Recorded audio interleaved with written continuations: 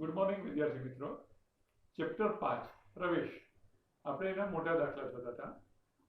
આજે દાખલા નંબર 12 સ્વાધ્યાયના દાખલા નંબર 12 પેજ નંબર 210 પી અને ક્યુ નો દાખલો છે.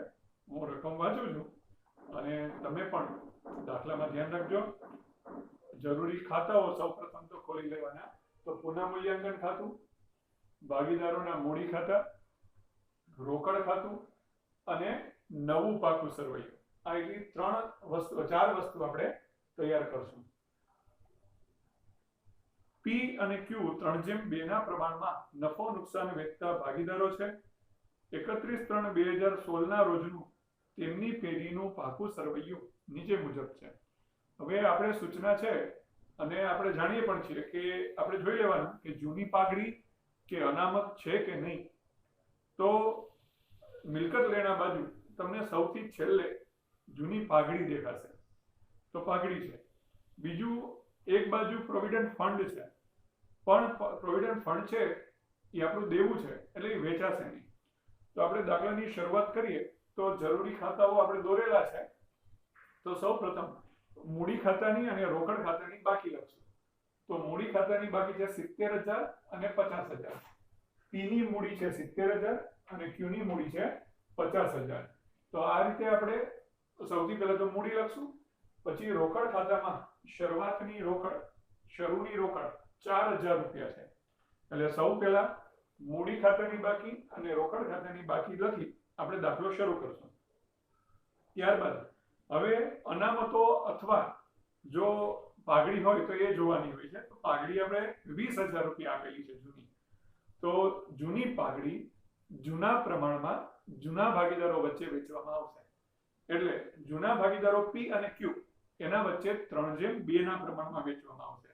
એટલે જૂની પાઘડી આપણે વેચશું એટલે પાઘડીનું ખાતું બંધ થશે અને ભાગીદારોના મૂડી ખાતે ઉધાર થશે. તો ભાગીદારોના મૂડી ખાતે ઉધાર એટલે પી ના મૂડી ખાતે ઉધાર 12,000 રૂપિયા, ક્યુ ના મૂડી ખાતે ઉધાર 8,000 રૂપિયા, તે પાઘડી ખાતે જમા 20,000 રૂપિયા. એટલે આપણે જૂની પાઘડી અહીંયા આપણે માંડી વાળી છે.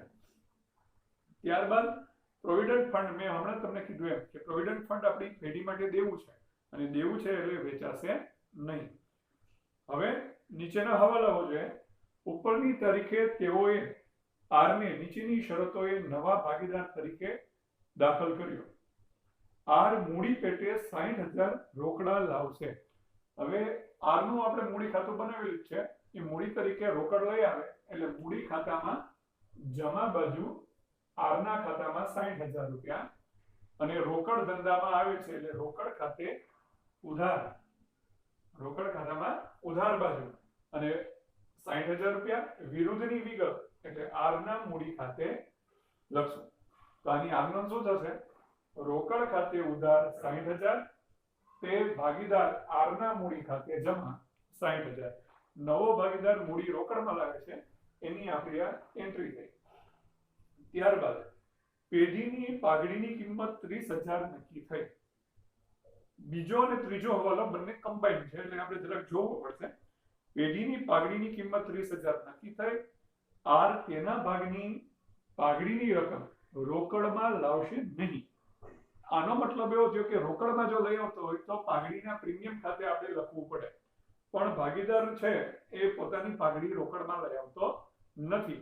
તો આવા સંજોગોમાં આપણે કેટલી પાઘડી લઈ આવે છે તો કેટલી પાઘડીની આપણે અસર આપવી એ અહીંયા જોવું પડશે.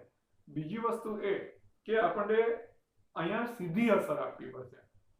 પહેલા કેવું હતું કે પાઘડી આવતી આપણે રોકડમાં તો રોકડ ખાતે ઉધાર તે પાઘડીના પ્રીમિયમ ખાતે જમા એવું કરતા. પછી ભાગીદારો વચ્ચે આપણે એના ત્યાગના પ્રમાણમાં વેચતા તો પાઘડી ખાતે ઉધાર તે ભાગીદારોના મૂડી ખાતે જમા એવું કરતા. પણ એવું અહીંયા કરવાના બદલે બંને ભાગીદારો જે છે આપણા જે ચાલુ ભાગીદારો પી અને ક્યુ અને નવો ભાગીદાર જે આર આવે છે એને આરના ભાગની પાઘડી, ફરીથી ધ્યાન રાખજો. હવે અગત્યનો મુદ્દો આવે છે કે આવા પ્રકારના દાખલામાં જે નવો ભાગીદાર આવે છે એના ભાગની પાઘડીની જ અસર આપવાની થશે. એટલે સૌથી પહેલા તો આપણે એ જોવું પડશે કે આરનો ભાગ કેટલો છે અને એ કેટલી પાઘડી એના નામે થાય છે. એટલે સૌથી પહેલા તો આપણે r નો ભાગ આપણે જોવો પડે. તો શરૂઆતના 3 હવાલામાં આપણને r નો ભાગ આપેલો નથી. બાકી સામાન્ય રીતે દાખલામાં કેવું હોય છે કે નવો ભાગીદાર હોય તો આપણને સૂચના આપેલી જ હોય કે એ 2 ભાગે દાખલ થાય છે અથવા 1/4 ભાગે પેઢીમાં દાખલ થાય છે એવું કહેવામાં જ આવે. પરંતુ અહીંયા એવું કીધું નથી. તો આપણે એક હવાલો છે, સૌથી છેલ્લો હવાલો તમે જુઓ, 8મો હવાલો. બધા જ ભાગીદારોનું નવું નફા નુકસાનનું પ્રમાણ 5/2/3 છે. તો આનો મતલબ એવું થયો કે નવો ભાગીદાર 3 ભાગે દાખલ થાય છે. તો આના આધારે આપણે r ના ભાગની પાઘડી શોધવી સહેલી પડશે. તો આપણે r ના ભાગની પાઘડી શોધીએ. r ના ભાગની પાઘડી. હવે પાઘડીનું મૂલ્ય આપણને આપેલું છે બીજા હવાલામાં 30,000 રૂપિયા. એને ગુણ્યા નવા ભાગીદારનો ભાગ છે 3 અથવા 3/10. તો એ રીતે આપણે જોવા જઈએ તો 3 * 9,000 રૂપિયા r ના ભાગની પાઘડી થશે. હવે r ના ભાગની જે પાઘડી છે એ આપણે ભાગીદારો વચ્ચે સીધી અસર તરીકે આપવી પડશે. હવે જૂના ભાગીદારો વચ્ચે ત્યાગના પ્રમાણમાં વેચાશે. તો ત્યાગનું પ્રમાણ પણ શોધવું સહેલું પડશે, કારણ કે આપણી પાસે જૂનો ભાગ પણ છે અને નવો ભાગ પણ આપી દીધેલો છે. તો આના આધારે આપણે ત્યાગનું પ્રમાણ શોધીએ.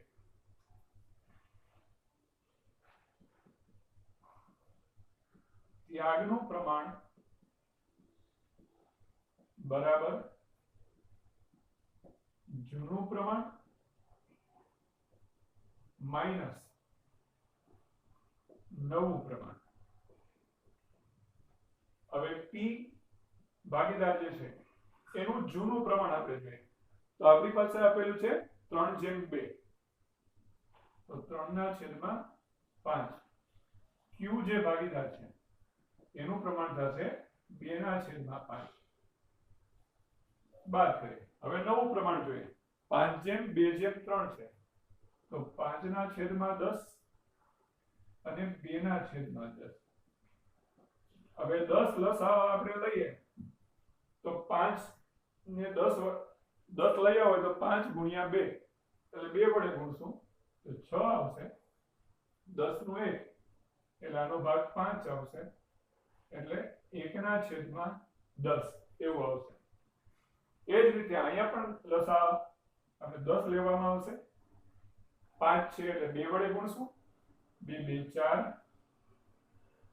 2 એટલે 2/10. તો આપણને ત્યાગનું પ્રમાણ આવશે 1/2. 1/2 એ ત્યાગનું પ્રમાણ આપણને મળશે. હવે સીધી અસર આપવાની હોય એટલે શું થશે? ભાગીદારો વચ્ચે જ એની અસર આપી દેવાની. આમાં પાઘડીનું પ્રીમિયમ ખાતું આવશે જ નહીં. હવે આની અસર આપવી હોય તો આપણે કઈ રીતે આમ કરશું? તો કે લાભ લેનાર ખાતે ઉધાર. તો નવો ભાગીદાર જે છે r એ લાભ લે છે એટલે એના મૂડી ખાતે આપણે ઉધાર કરશું. તો r ના મૂડી ખાતે ઉધાર 9,000 રૂપિયા. તે P ના મૂડી ખાતે તે Q ના મૂડી ખાતે. એટલે 9,000 ની પાઘડી છે એ આપણે 1/2 ના પ્રમાણમાં વેચીએ તો 3,000 ને 6,000 થશે. 3,000 અને 6,000 આ તમારી વર્કિંગ નોટ છે, બરાબર. પરીક્ષાની અંદર તમારે દાખલામાં જો મોઢે આવડતું હોય તો કોઈ પ્રોબ્લેમ જ નથી, પણ જો મોઢે ન ફાવે આવી ગણતરી તો આપણે એવી રીતે આમ નોંધ કરી અને દાખલો કમ્પ્લીટ કરવાનો. તો હવે આપણે એની અસર જોઈએ. તો r ના મૂડી ખાતે ઉધાર. આપણે આ શું છે? પાઘડીની અસર છે. આ પાઘડીની સીધી અસર છે, સીધી અસર. અને આ પાઘડી છે એ નવી પાઘડી તરીકે આપણે ધ્યાનમાં લઈશું. તો r ના મૂડી ખાતે ઉધાર. તો r ના મૂડી ખાતામાં ઉધાર બાજુ 3,000 અને 6,000. 3,000 અને 6,000 એટલે 9,000 રૂપિયા થઈ ગયા. વિરુદ્ધની વિગત તો P ના મૂડી ખાતે અને Q ના મૂડી ખાતે. એ જ રીતે P ના મૂડી ખાતે જમા, Q ના મૂડી ખાતે જમા. તો જુઓ, P ના મૂડી ખાતે જમા અને ક્યુ ના મૂડી ખાતે જમા. કેટલા રૂપિયા છે? 3000 ને 6000. વિરુદ્ધની વિગત એટલે આર ના મૂડી ખાતે, એટલે આપણે જો જોયું આર ના મૂડી ખાતે જમા. તો આપણે આમનોની સીધી અસર જ આપી દીધી છે. આર ના મૂડી ખાતે ઉધાર 9000 એટલે કે 3000 ને 6000. પી ના મૂડી ખાતે 3000 અને ક્યુ ના મૂડી ખાતે 6000. તો પી ના મૂડી ખાતામાં 3000 રૂપિયા, ક્યુ ના મૂડી ખાતામાં 6000 રૂપિયા. આ રીતે પાઘડીની અસર આપવાની છે. એક વસ્તુ ખાસ ધ્યાન રાખજો, રોકડમાં જ્યારે પાઘડી લઈ આવવામાં આવતી હોય ત્યારે પાઘડીનું પ્રીમિયમ ખાતું આવશે. પરંતુ જો ભાગીદાર રોકડમાં પાઘડી ન લઈ આવતો હોય તો એની સીધી અસર આપવાની. અને સીધી અસર આપવામાં સૌથી પહેલા જે નવો ભાગીદાર હોય એના ભાગની પાઘડી આપણે ધ્યાનમાં લેવાની. ત્યારબાદ ત્યાગનું પ્રમાણ આપણે શોધવાનું અને ત્યાગના પ્રમાણના આધારે જૂના ભાગીદારો વચ્ચે આ પાઘડી વેચી દેવાની. આમને સીધી અસર કહેવામાં આવે છે. હવે આપણે દાખલાના આગલા હવાલામાં જોઈએ. જમીન મકાનની કિંમત 90000 ગણવી. હવે જો જમીન મકાન છે 80000, 90000 ગણી એટલે વધારો થયો. વધારો થયો એટલે પુનઃમૂલ્યાંકનમાં જમા બાજુ 10000 રૂપિયા. દેવાદારો પર ગાલખાદ અનામત 5% રાખવી. આ હવાલો થોડોક ધ્યાનમાં રાખવા જેવું છે, કદાચ ઉતાવળમાં ભૂલ થઈ શકે એવી છે. જો દેવાદારો છે 22000 રૂપિયા, હવે 22000 રૂપિયાના જો દેવાદારો હોય એના 5% આપણે કરીએ. 22000 રૂપિયાના દેવાદારો છે આપણી પાસે, એના 5% ગાલખાદ અનામત એટલે કેટલી થશે? 1100 રૂપિયા. એકચ્યુઅલી 1100 રૂપિયા થવા જોઈએ, એટલે કેટલા આવશે? 20000 અને 900 રૂપિયા. હવે અહીંયા ધ્યાનમાં રાખવા જેવી બાબત કઈ છે? તમને દેવાદાર માટે ગાલખાદ અનામત 2000 રૂપિયા આપેલું છે, એટલે આપણી પાસે 2000 રૂપિયાનું ઓલરેડી અનામત છે જ. આ જૂનું અનામત, એમાંથી આપણે નવી અસર આપી 1100 રૂપિયાની. આ નવું અનામત છે, તો આપણી પાસે 900 રૂપિયાનું અનામત વધશે, બાકી વધ્યું. કારણ કે આપણને એવું હતું કે 2000 રૂપિયાના અનામતની જરૂર પડશે, પણ આપણે જ્યારે ગણતરી કરી અને નવી પરિસ્થિતિ થઈ તો 1100 રૂપિયાનું અનામતની જરૂર પડી. તો આવા સંજોગોમાં 900 રૂપિયાનું અનામત વધ્યું. દર વખતે કેવું હતું કે અનામત ઓછું પડતું એટલે આપણે અનામતની જોગવાઈ કરતા, પણ આમાં વધારો થયો છે અનામતમાં, એટલે જે બાકી વધ્યું છે એ આપણે પાછું નફામાં જમા કરાવી દેવું પડે. એટલે પુનઃમૂલ્યાંકન ખાતામાં જમા બાજુ 900 રૂપિયા લેખે તમારે ધ્યાનમાં લેવું પડશે. એટલે ગાલખાદ અનામત 900 રૂપિયા થશે, કારણ કે ગાલખાદ અનામત 2000 માંથી 1100 છે. એટલે એક રીતે જોવા જાવ તો અનામતમાં ઘટાડો થયો. અનામતમાં ઘટાડો કરવો હોય તો ઉધાર બાજુ, તો ગાલખાદ અનામત ખાતે ઉધાર 900 રૂપિયા, તે પુનઃમૂલ્યાંકનમાં જમા 900 રૂપિયા. એ જ રીતે પાકા સરવૈયામાં આપણે અસર આપશું. દેવાદારો 22000 રૂપિયા, ગાલખાદ અનામત 1100 રૂપિયા એટલે કે 20000 ને 900. સ્ટોકની કિંમતમાં 400 રૂપિયા ઘટાડો કરવો. ઘટાડો કરવો એટલે આપણી માટે નુકસાન. નુકસાન થયું એટલે પુનઃમૂલ્યાંકનમાં ઉધાર બાજુ સ્ટોક ખાતે 400 રૂપિયા. ઓકે, હવે સ્ટોક તમારી પાસે છે કેટલાનો? તો કે ભાઈ 36000 રૂપિયાનો. એમાંથી 400 રૂપિયા બાદ એટલે સ્ટોક કેટલો આવશે? 35600 રૂપિયા સ્ટોક આવશે. એ પાકા સરવૈયામાં લખવાનો. ત્યારબાદ તમારો જાણીતો જ હવાલો, તમને આવડે એવો હવાલો, લેણદારોને 500 ચૂકવવાના નથી. આનો મતલબ શું થયો કે લેણદારોને આપણે ચૂકવવાના નથી એટલે આપણને ફાયદો થયો, અને ફાયદો થયો એટલે પુનઃમૂલ્યાંકન ખાતામાં જમા બાજુ આવશે. લેણદારો ખાતે 500 રૂપિયા. હવે લેણદારો આપણી પાસે કેટલા છે? પરચુરણ લેણદારો 22000 રૂપિયા. એમાંથી 500 રૂપિયા આપણે હવે ચૂકવવાના નથી, તો હવે આપણી પાસે લેણદારો આવશે 21600. એટલે એ પાકા સરવૈયામાં લખવાના 21600. બધા જ ભાગીદારોનું નફા નુકસાનનું પ્રમાણ 5:2:3 છે. ટૂંકમાં બધા હવાલાઓ આપણે અહીંયા કમ્પ્લીટ થઈ જાય છે, અને એટલા માટે હવે આપણે સરવાળાઓ કરીએ. અને એ ઉપરાંત જો કોઈ બાકી રહી ગઈ હોય તો આપણે બાકી લખીએ. તો મૂડી ખાતાની બાકીઓ આપણે લખી નાખી છે. પ્રોવિડન્ટ ફંડ આપણું દેવું છે તો એ આપણે લખવું પડશે. તો પ્રોવિડન્ટ ફંડ 18,000 રૂપિયા આપણે લખવાનું થશે. પછી મિલકત લેણા બાજુ જમીન મકાન 80,000, પણ આપણે નવી કિંમત આપણે ધ્યાનમાં લેવાની છે એટલે જમીન મકાન 90,000 રૂપિયા ધ્યાનમાં લેવાના. દેવાદારોની ગણતરી આપણે કરી, સ્ટોકની ગણતરી કરી, રોકડ આપણે લખેલી છે અને પાઘડી આપણે વેચી દીધી. ટૂંકમાં કોઈ હવાલા હવે બાકી છે નહીં. તો આપણે એના સરવાળા કરતા જઈએ. તો પહેલા તો પુનઃ મૂલ્યાંકન ખાતું આપણે બંધ કરીએ. તો 9 ને 5 14 નો ચોગડો બધી 11,400 સરવાળો આવશે. 11,400 રૂપિયા. હવે એમાંથી આ 400 રૂપિયા બાદ કરીએ તો બાકી વધશે 11,000 રૂપિયા. 11,000 રૂપિયા બાકી વધે. હવે એ નફો ગણે. આ નફો છે એ જૂના પ્રમાણમાં જૂના ભાગીદારો વચ્ચે વેચવાનો. તો જૂનું પ્રમાણ 3/2 છે. તો 3/2 ના પ્રમાણમાં આપણે વેચીએ તો 6600 રૂપિયા અને 4400 રૂપિયા એવું થશે. 6600 રૂપિયા અને 4400 રૂપિયા છે એ પુનઃ મૂલ્યાંકનનો નફો આવશે. એક અસર અહીંયા અને બીજી અસર ભાગીદારોની આવક તરીકે 6600 રૂપિયા અને 4400 રૂપિયા એ રીતે આપણે ધ્યાનમાં લેશું. પુનઃ મૂલ્યાંકનનો નફો છે એ ભૂલે ચૂકે પણ નવા ભાગીદારમાં વેચાઈ જાય નહીં. કારણ કે પુનઃ મૂલ્યાંકન સુધી જૂની પરિસ્થિતિ છે એટલે જૂના ભાગીદારો વચ્ચે જૂના પ્રમાણમાં જ વેચવામાં આવશે. એ આપણે ભાગીદારોના મૂડી ખાતામાં નફો લખાય છે, પછી ભાગીદારોના મૂડી ખાતા બંધ કરીએ. તો સૌથી પહેલું તો આર નું મૂડી ખાતું છે 60,000 રૂપિયા.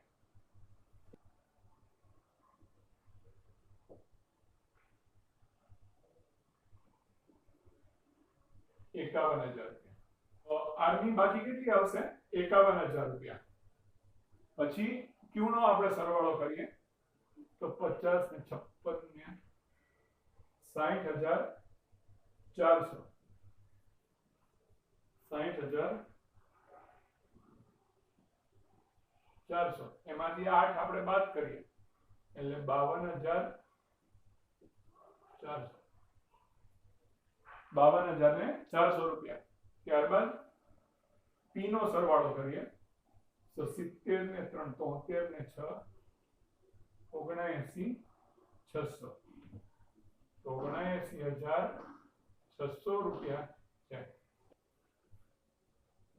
67,600 રૂપિયા થશે.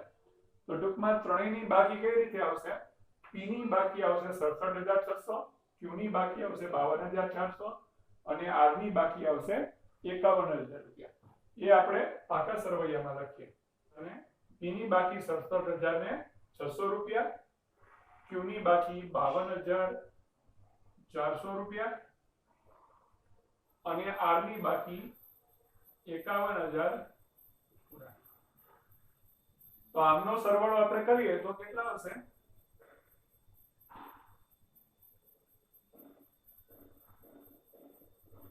તો 1,71,000 રૂપિયા આપણો કુલ સરવાળો આવશે. હવે એક ખાતું બંધ રહ્યું, રોકડ ખાતું બંધ કરવાનું. તો રોકડ ખાતું તો સહેલું છે, 64,000 રૂપિયાનો સરવાળો આવશે.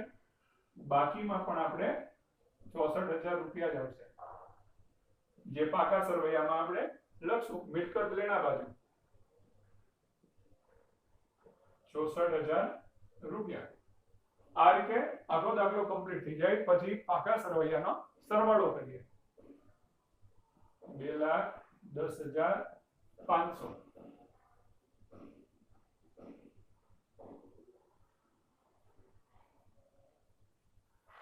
પાકા સરવૈયાનો સરવાળો થઈ જાય એટલે આપણો દાખલો મળી ગયો છે, કમ્પ્લીટ છે.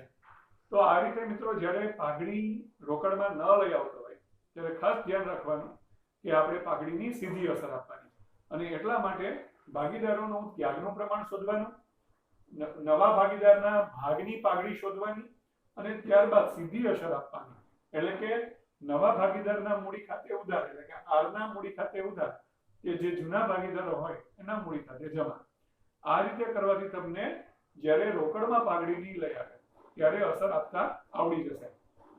વધારાના દાખલાઓ મિત્રો સ્વાધ્યાયમાંથી તમે નિયમિત રીતે કરતા રહેજો, અને કોઈ પ્રોબ્લેમ થાય તો મારો કોન્ટેક્ટ કરજો. ત્યાં સુધી અસ્તુ. જય હિન્દ, જય ભારત.